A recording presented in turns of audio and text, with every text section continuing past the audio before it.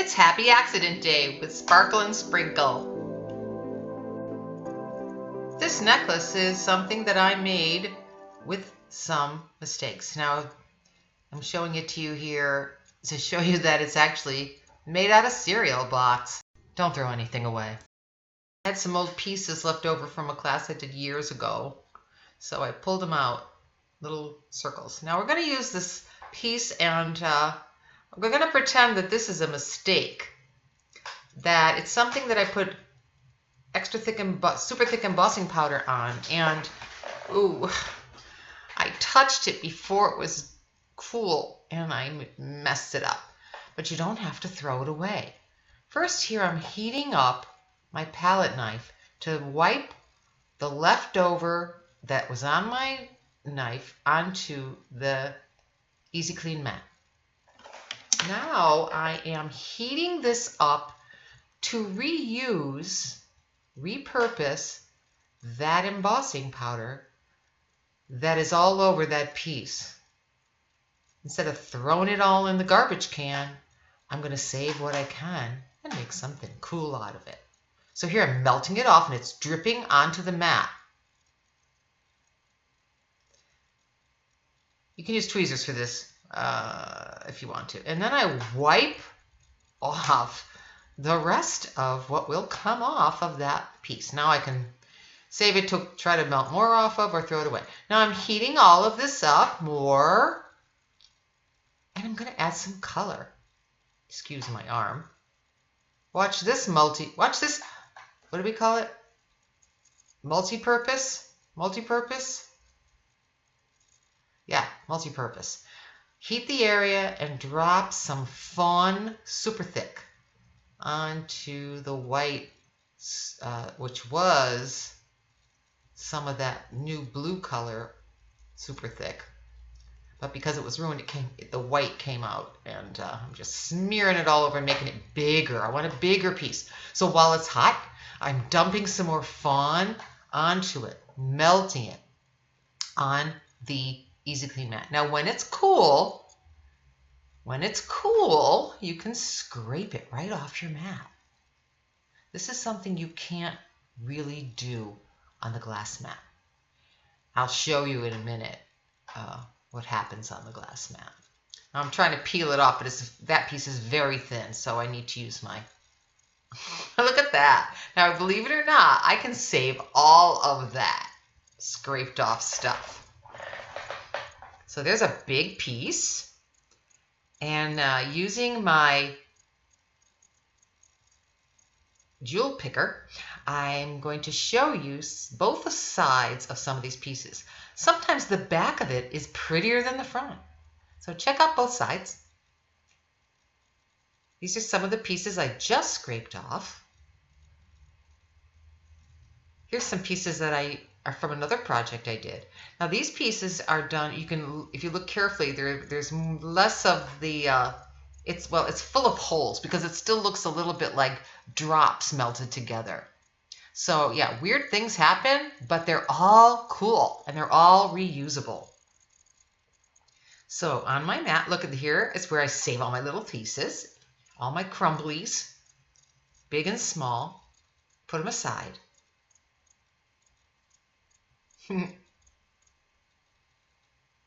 Okay, so here are 3 pieces of cereal box that have been, they're actually leftovers from my Cricut, from something when I cut holes, and I save everything, like I said. 3 pieces glued together with some good glue, and then I used my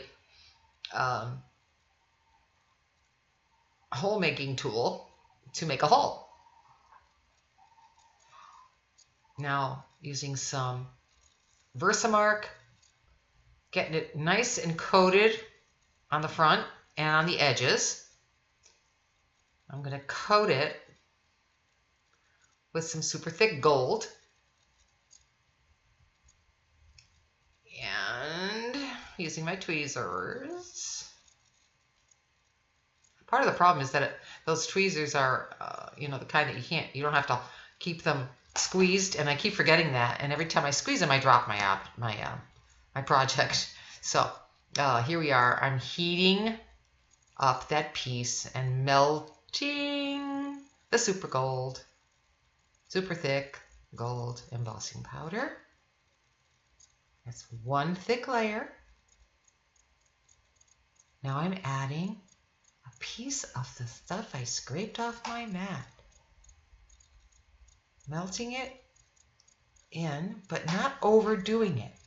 Just enough so that it's melted in, then I leave it alone. And here's the finished project. So easy. I just put it on a chain with a little jump ring. Now I want to talk about what would happen if you decided to do this on your glass mat, just to show you what happens. Okay, so it dripped off on my glass mat, right? Wipe it off on the glass mat. Let it cool and scrape it off my glass mat. That's so easy. The pieces kind of fell apart and it leaves a big smear on my glass mat that I'm going to have to deal with. And rather than have to do that, I'll just use my mat. So look at this one. Now this was purposely done with a digital image and another piece that I did with the same kind of a technique where again it started, well, the one that doesn't have the digital image was a happy accident, but I redid it with the digital just to show you. And I'm going to show you how I did this. Now, with the digital image, I took the Versamark refill bottle and squeezed it and scribbled it onto a piece of black. I'm doing it on black so you can really see it. Now, because there's so much Versamark on there, it's not just a stamped layer. When I add my super thick, let's not forget that, super thick, look how it sticks. Beautiful, beautiful coating because there's enough Versamark on there to hold it. And because there's so much Versamark holding it, I don't even have to heat it from underneath. I'm heating it from above like we do with regular embossing powder and a Versamark watermark stamp pad. Look how beautiful. Now I'm going to mess this up because that one was the happy accident. I want to show you what happens. I'm going to purposely mess with this. And I'm going to smear it with my palette knife, which separates the blue and the white and starts to give us this watery looking image. So as I melt it, I notice that there's not enough blue for my liking. So while it's liquidy, molten, I can sprinkle more with my fingers. And look how it stays there. So I'm getting another watery looking, oceany kind of image. And I love that. Look at that. A little more blue. And it sticks. And it sticks. Look at that. Pretty cool. Let's put that aside. I want to show you something else.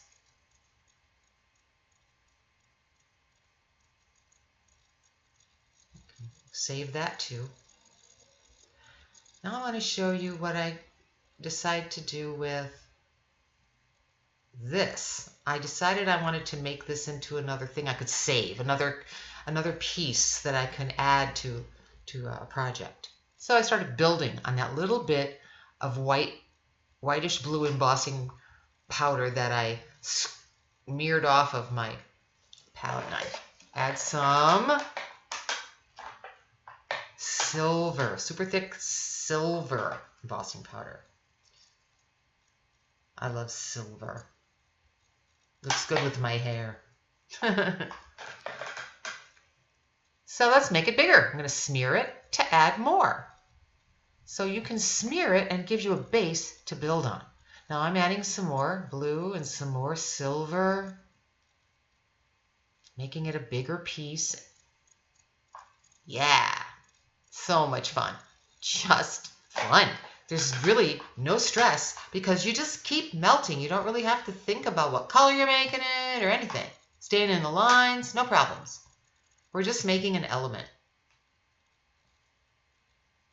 Okay, so I poured silver and I poured blue, and now I'm cleaning up my mat of the dry embossing powder that didn't get heated, and I'm saving it. Now it's blue and it's silver, so it's combined. But I don't want to throw it out. I'm going to save it. And you're going to see what I do with it. Super fun. You just keep playing. Now remember I told you earlier, don't throw anything away? I pulled out a sentiment that I had coated in super thick. This is a very dark color. It's not available yet, but it will be someday. Another little toy I got sent to play with. Now I'm heating this up so that it's nice and liquidy. And remember, you start to see it move, you know it's hot. So now I know this is hot, and watch, using what's left over, I'm just dumping it right on there. Okay, it didn't all stick, but some did. Some did. Now that's the leftover silver and blue. So I brush it back into my filter, my coffee filter. Heat up my image and do it again. Why not? Just use it up. Use it, use it, use it. Right? We don't want to lose it, so we're going to use it. Now, here's that piece. I'm going to scrape it off. I try to pick it up, but it's not quite thick enough. Peel it off. Oh, yeah, look at that. I'm going to use that on another project. And then loosen this. And I have two elements to use. Two elements to use that are made from mistakes or leftovers. These are happy accidents. These were unplanned. How much fun. What do you think? Isn't that cool? Let's see what this looks like on that other thing I made. Huh. What do you think? Be sure to hit the bell so you don't miss a video. Have fun!